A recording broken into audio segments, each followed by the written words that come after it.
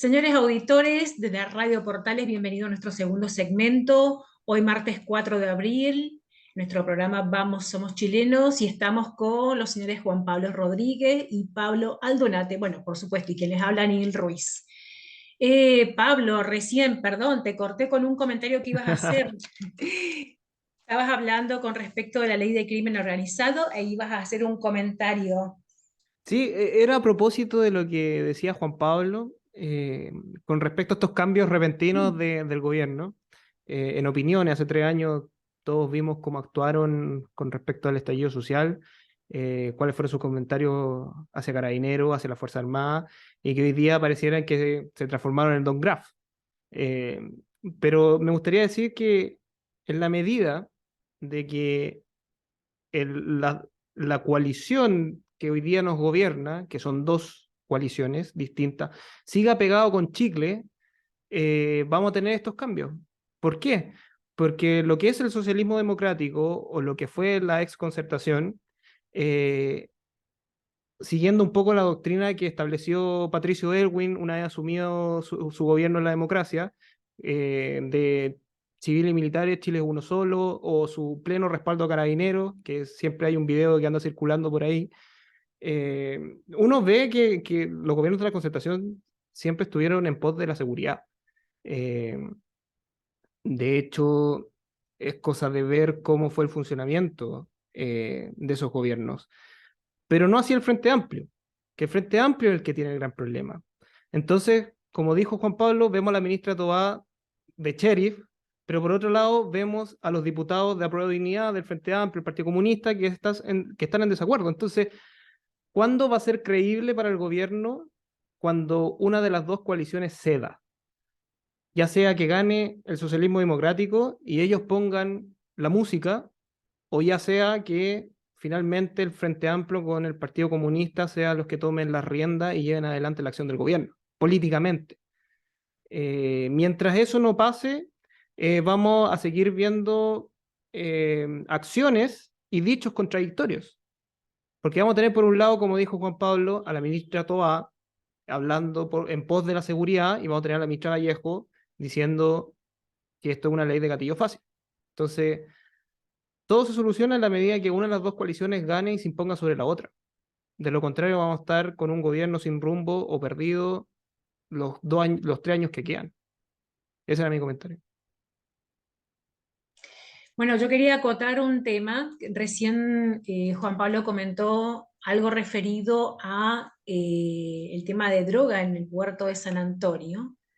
Esto hace unas semanas se publicó un informe de las Naciones Unidas y realmente entre tantas cosas informaron de que no había ningún escáner en el puerto a través del cual se pudiese verificar qué mercancías estaban ingresando al país, ¿no? O salían del país.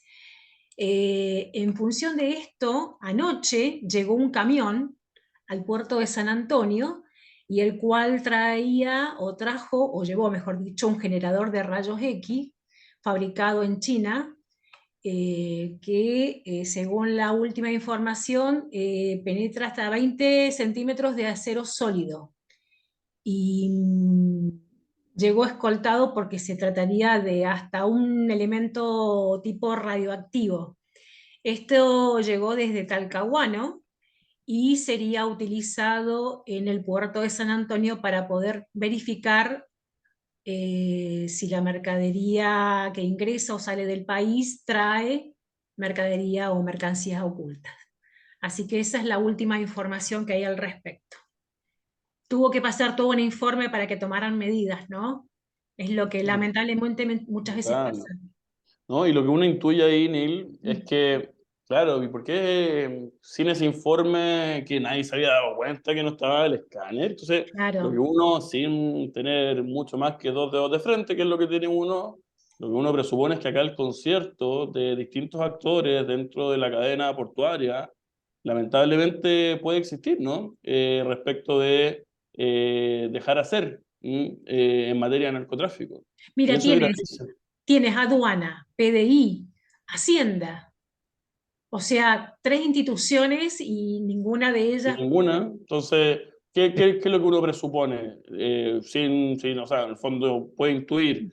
Bueno, es que hay conciertos y hay penetración del narco en instituciones chilenas, pues. Sí, eso es lo lamentable. Así que acá hay que empezar a decir las cosas en vuelta. ¿Sí? De hecho, es un tema que muchos no han querido comentar. O sea, Uno hasta qué no, tan profundo están las redes del narco.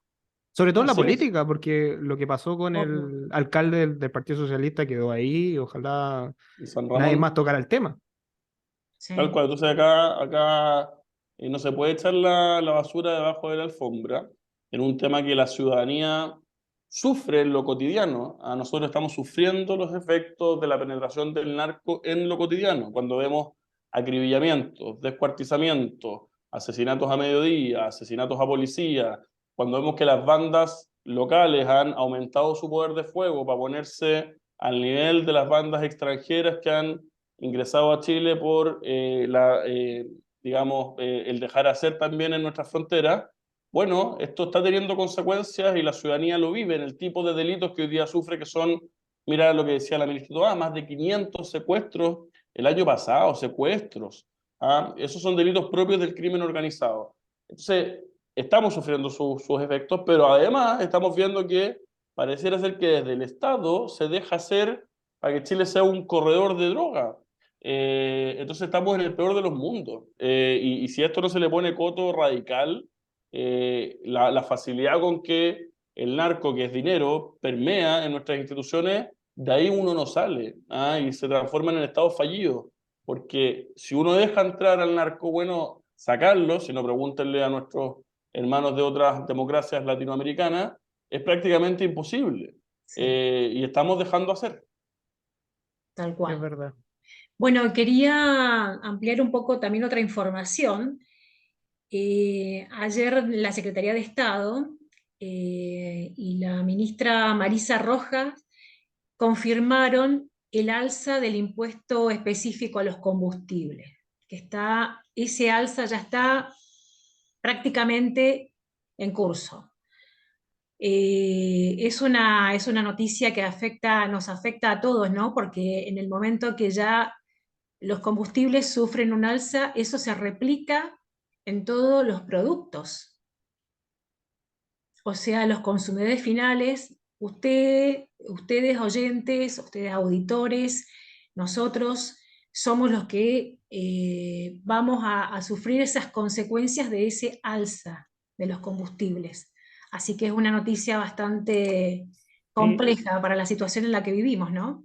me gustaría señalar que yo creo que ese proyecto nació muerto, porque la verdad es que hoy día el gobierno no tiene los votos como para subir el impuesto específico a los combustibles. De hecho, si no me equivoco, el PDG, la DC, Chile Vamos, el Partido Republicano ya le dijeron que no a la ministra porque esto tiene que pasar por el Congreso para el alza. Entonces, yo creo que es un proyecto que nació muerto y que nuevamente son fuegos artificiales como para dejar tranquilos a quienes votaron por el gobierno del presidente Boric, porque claro, todo esto tiene un meollo ambiental, o sea, tratemos de desincentivar el uso del vehículo para que deje de emitir los gases que todos sabemos que producen el efecto invernadero. Entonces, al final, yo creo que es para la galería más que un proyecto que vaya a tener vida. Yo estoy muy de acuerdo con Pablo, y máxime considerando que se presenta a un mes de unas elecciones. O sea, me imagino pocas reformas menos populares que esta, ¿no? Y sí me permito hacer un punto quizá un poquito más general, Neil, que tiene que ver con el paradigma que nosotros tenemos en nuestra discusión pública en materia de impuestos. El paradigma siempre es aumentar impuestos, y lo vinculo también con la discusión de la reforma tributaria. Siempre la discusión en nuestra opinión pública es aumentemos impuestos. ¿Cuánto? Aumentemos impuestos. ¿Dónde? Aumentemos impuestos acá, allá, impuestos al combustible, impuestos general, una categoría.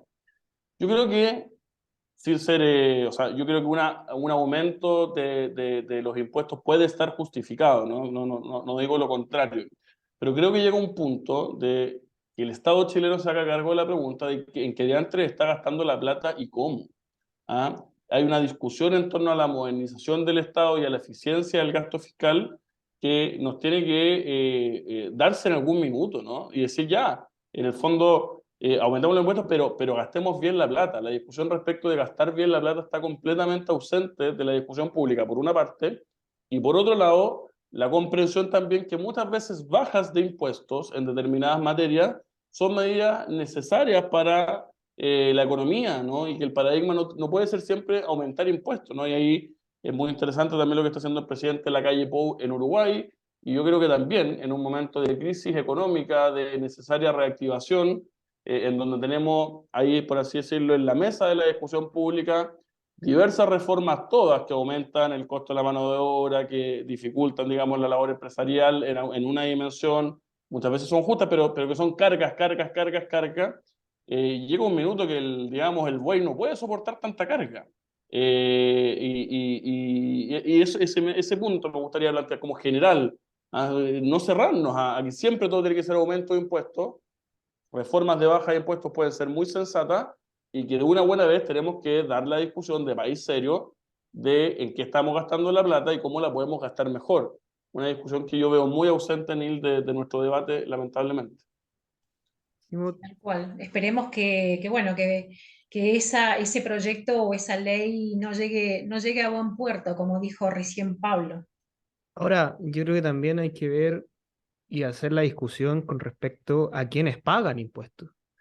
Bueno, Porque una de las cosas que hoy día tenemos es que pareciera ser que se le carga la mata a las empresas, por un lado, ahora a los súper ricos que en un momento en el proyecto se quería cargar, pero al final, que es la discusión de siempre.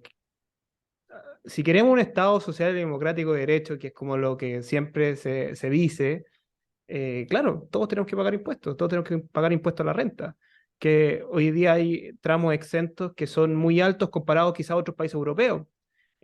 Quizás también, como dice Juan Pablo, bajar impuestos. Yo creo que el IVA, que esté en el 19%, es muy regresivo para los que tienen menos recursos. Entonces, al final, yo creo que una discusión que hay que dar sí o sí de cuál va a ser nuestro pacto tributario, y no estar constantemente cambiando las reglas con quién sale o no de presidente. Porque tuvimos reforma con Piñera 1, con Bachelet 2, con Piñera 2, y ahora queremos una nueva reforma con Boric. Entonces, al final, las reglas no son para que estén cambiando de un gobierno a otro, sino que tienen que perdurar en el tiempo. Entonces yo creo que hay que dar esta discusión, y bien como dice Juan Pablo, también ver en qué se gasta. De hecho, por ahí hay un informe de Briones, si no me equivoco, cuando fue ministro de Hacienda, en que decía que había, si no me equivoco, y por aquí puedo estar inventando el número, pero cerca del 15% de programas que son muy mal evaluados por la ciudadanía, y que siguen ahí financiándose año tras año, a pesar de que no tiene un real impacto en la ciudadanía. sí. Bueno, cambiamos de tema. Comenzamos el 8 de abril con la franja electoral. Estamos a pronto ya, el 7 de mayo tenemos la elección de consejeros y luego el plebiscito de salida. O sea, entramos ya en época de elecciones. Bueno, y aparte de eso tenemos la ley que ya está promulgada y publicada de lo que es el voto obligatorio, ¿no? Van a haber sanciones con respecto a quienes no asistan a emitir su voto. Sí, Eh, bueno, voy yo. Creo, Neil, me gustaría hacer un punto crítico respecto de hoy día las fuerzas que estuvieron detrás del rechazo, así lo voy a poner, del centro y la derecha chilena, que dio una batalla, a mi juicio, épica el 4 de septiembre del año pasado, de dimensiones históricas respecto de la importancia de la sensatez en la construcción de un país en donde existen personas que piensan distinto, y que de manera muy desperdigada, diseminada, atomizado, poco centralizado cada uno en lo suyo, enfrentaron la maquinaria gubernamental y permitieron que Chile verdaderamente se salvara de lo que era un proyecto refundacional, neomarxista, estatista y profundamente contrario a la dignidad de las personas. Me parece que esas fuerzas hoy día están algo relajadas, algo confiadas. quizás sin el temor de tener un texto concreto como se lo tuvo en el plebiscito de salida. Hoy día si uno escucha en los distintos ambientes, dice, mira, ¿sabe qué? Como que nos puede ir bien en las próximas elecciones, hoy día la opinión pública está como derechizada, y veo poca actividad social, cotidiana, desde esas fuerzas, ¿no? Y me gustaría plantear esa quizá voz de alerta. Chile se salvó, por así decirlo, el 4 de septiembre, sí, pero seguimos en la mitad de la carrera. Es una carrera que no ha terminado, que no llegamos a la meta, que no hay bandera a cuadros todavía. Y todo puede pasar. Y creo que es importante a quienes nos interesa la discusión pública, a quienes queremos nuestro país, que comprendamos eso. Y eso, una voz de alerta, un cierto relajo que yo veo en las distintas organizaciones de la sociedad civil que estuvieron muy activas para la campaña del rechazo de salida, pero que yo veo hoy día no hay tanta intensidad en ese despliegue. Sí, yo comparto con Juan Pablo. Yo creo que aquí lo que hay que hacer es encantar a la gente con el nuevo proceso, porque una de las cosas que yo al menos veo como peligro es que en esta tercera oportunidad puede que la gente no la vea como la oportunidad quizás para poder sanar esos problemas que tenemos, que no hay que esconderlo debajo de la alfombra a pesar de que el rechazo haya ganado con un 60% el 4 de septiembre del 2022, sino que hay ciertos problemas y discusiones que hay que dar y que hay que discutir y cerrar de una vez por todas este problema constitucional. Eh, por ese lado yo concuerdo con Juan Pablo sobre el despliegue que tiene que haber con respecto a las fuerzas del rechazo que ganaron justamente el 4 de septiembre. Por otro lado, con respecto al voto obligatorio, a mí me gustaría decir que por primera vez creo que nos vamos a sincerar. Eh, yo creo que nos vamos a sincerar quién realmente tiene la mayoría en el país. Eh, Porque esto te va a permitir de que no sean mayorías circunstanciales las que ganen, sino que con el voto obligatorio vamos a ver realmente cómo piensa el país, cómo se va a llevar desde ahora en adelante la política. Yo creo que va a ser algo novedoso para todos. Llevamos 10 años con voto voluntario y cambiar a voto obligatorio con una generación que como que participa de la política, pero al momento de tomar decisiones pareciera que también rehuye de ella. Ahora vamos a ver una generación completa que va a entrar de lleno, porque ya no es como antes, donde el voto obligatorio era con inscripción, sino que ahora la inscripción es obligatoria. Entonces yo creo que, como dije en un principio, nos vamos a sincerar. Ahora, con respecto a, me gustaría tocar el tema de la discusión constitucional, que yo creo que es de lo que está dando que hablar hoy día, al menos hoy día y esta semana, sobre todo porque se están discutiendo, se están aprobando las primeras normas en general, que fueron normas consensuadas de los distintos miembros de la comisión de expertos, en la cual uno ve que aquí no hay ningún proyecto refundacional. De hecho, todos los avances que tuvo la Constitución de 1980 quedan prácticamente igual en este articulado que se han presentado por capítulos. De hecho, está establecida la provisión mixta de derechos sociales, tal cual como dice el artículo 154 de la actual Constitución, que son los bordes institucionales. Y por otro lado, pareciera ser que hay una conciliación entre lo que es el Estado social y democrático de derecho con lo que podría ser el principio de subsidiariedad.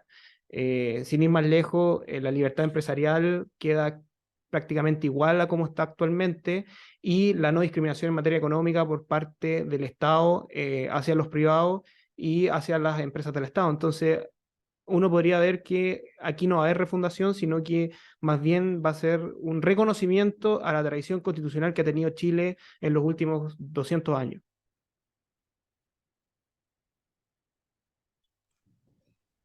Bien. ¿Y qué opinan ustedes con respecto esto que comentabas recién, Juan Pablo, con respecto de que no como una cierta inercia de parte de distintos sectores, ¿no? Con respecto a lo que es plebiscito de salida? ¿Por qué tú piensas que hay una inercia? A ver, ¿Qué varias deberían cosas. hacer como para que la Eh, gente... mm. A ver, lo primero que yo diría que uno nota, no es necesario ver encuestas, que hay un hastío respecto de lo constitucional muy extendido en el país. ¿Ah? La gente no está preocupada de lo constitucional, no ve en lo constitucional una salida al problema de legitimidad ni al problema de las cuestiones reales de condiciones materiales de vida. Hay desconocimiento respecto a los candidatos y hay un agotamiento electoral muy natural. Chile está en un superciclo electoral desde hace mucho rato. Y a diferencia de en el plebiscito de salida, en donde uno tenía un texto concreto que generaba esperanza en algunos, raramente a mi juicio, pero temor en otros, claro, el temor, el miedo es muy movilizador, ¿no? Cuando yo, mira, soy, qué sé yo, alguien respetuoso de las tradiciones chilenas y veo ahí normas que atentan contra aquello, bueno, naturalmente me opongo y me activo. Hoy día en las elecciones no está eso del texto, ¿no? Y hay como una sensación de lo peor ya pasó. Y a mi juicio eso es una mala manera de plantearse al problema. Ahora, ¿cuál es la gran interrogante a mi juicio? Es cuánta gente va a participar en esta elección, con efectivamente un contexto de voto obligatorio, pero también sabiendo que hay menos ambiente que para la elección pasada y por lo tanto probablemente vote menos gente en el plebiscito de salida, pero más gente de lo que venía votando antes en contexto de voto voluntario. Y al haber mucho desconocimiento de los candidatos, lo que yo creo que va a haber, y suscribo mucho lo que dice Pablo, en el fondo es un pesar cuánto pesa cada coalición. Hoy día dividido, si uno quiere, ya no los 3/3 clásicos de la historia política de Chile, sino que en los 4/4, ¿no? Es decir, una derecha muy marcada del Partido Republicano, una centro derecha de Chile Vamos, una centro izquierda del PC, PPD, en fin, y una izquierda radical, Frente Amplista, Partido Comunista, y vamos a ver cuántos pares son tres moscas, porque dado que no hay conocimiento de los candidatos, creo que va a haber mucho voto por, comillas, las coaliciones, ¿ya? Y eso nos va a poder permitir ponderar en un contexto de voto obligatorio distinto al anterior cuánto pesa cada uno. ¿Ah? Creo que el gobierno tiene incentivos perversos, porque al gobierno creo que le conviene la baja participación. Creo que el voto obligatorio demostró que el votante que no votaba en Chile es un votante más bien no radical, vamos a definirlo en esos términos, y por lo tanto creo que al gobierno no le conviene la alta participación y de hecho creo que no he escuchado al gobierno hacer ningún llamado a participar y a votar, lo que me parece francamente curioso. No, no lo han hecho. Y aparte convengamos que también hay otra cosa, que la elección de consejeros es el 7 de mayo y la fecha propuesta para el plebiscito de salida es el 17 de diciembre. O sea que tienen solamente 7 meses para reescribir todo, incentivar a la gente para que vaya a votar, realmente o que lean o que se informen, porque 7 meses, en 7 meses se podrá hacer todo eso. Yo creo que sí. Yo creo que, es que, vuelvo a insistir, yo creo que en este nuevo proceso, que es el tercero, la tercera dicen que es la vencida, no van a innovar mucho. De hecho, lo que uno ve de las normas presentadas consensuadas, a pesar de que queda todo un camino por recorrer, es básicamente arreglar lo que al menos en la academia siempre ha habido discusión: sistema político, qué entendemos por Estado social y democrático de derecho, cómo lo conciliamos eso con el principio de subsidiariedad, que yo creo que esos son los problemas que al menos la academia ha estado ahí constantemente. Ahora, si eso se va a traducir en que la gente va a ver esto como un marco que le va a permitir tener una mejor vida, ahí es otro cuento, que yo creo que ese es el riesgo de este nuevo proceso. Puede que la ciudadanía el día de mañana considere que esto fue una constitución hecha en una cocina entre cuatro paredes, y que estamos igual que estuvimos antes. Entonces, eso puede llevar a que la gente tienda a rechazar el proyecto antes de aprobarlo. Por eso es muy difícil hoy ver cómo se va a dar la situación. Yo creo que va a depender de qué coalición gane. Si me atrevería a decir, yo creo que al menos el 55% del Consejo Constitucional va a estar en manos de las oposiciones, porque no hay una sola oposición. Eh, Pensando un poco cómo está más o menos el proyecto, porque, o sea, la aprobación al gobierno, porque casi todas las elecciones de cierta forma, es un plebiscito hacia los gobiernos de turno. De hecho, eso me gustaría también tocar el tema porque creo, si no me equivoco, es primera vez desde la vuelta a la democracia que hay elecciones en un segundo año de gobierno. Y los segundos años de gobierno generalmente son los años con mayor trabajo legislativo. El problema de eso, de que existe una elección en este segundo año, es que va a inhibir al gobierno a trabajar. Lo va a inhibir porque no va a querer que su coalición pierda en la elección del 7 de mayo, no va a querer, o quizás sí, que pierda el plebiscito del 17 de diciembre, porque generalmente la gente tiende a votar de acuerdo a cuál es su emoción, de acuerdo al trabajo que ha llevado el gobierno adelante. Entonces, sobre todo cuando hoy día también tenemos una opinión pública que va de un lado a otro. O sea, en los últimos 3 años el vaivén que ha tenido la opinión pública ha sido de un extremo a otro incluso. Lo vimos con la encuesta CADEM con respecto al cuál era la aprobación del uso de la fuerza por parte de Carabineros, donde hace 3 años casi el 50% estaba en contra y hoy día solo está en contra el 5%. Entonces ha tenido este vaivén y al final yo creo que esto se traduce en una democracia que algunos analistas como Valdivieso de la encuesta Criteria llama de consumista, una democracia consumista. O sea, ¿quién le ofrece más a la población de acuerdo a sus propias necesidades, más allá de pensar a largo plazo de cuál es el país que nosotros queremos?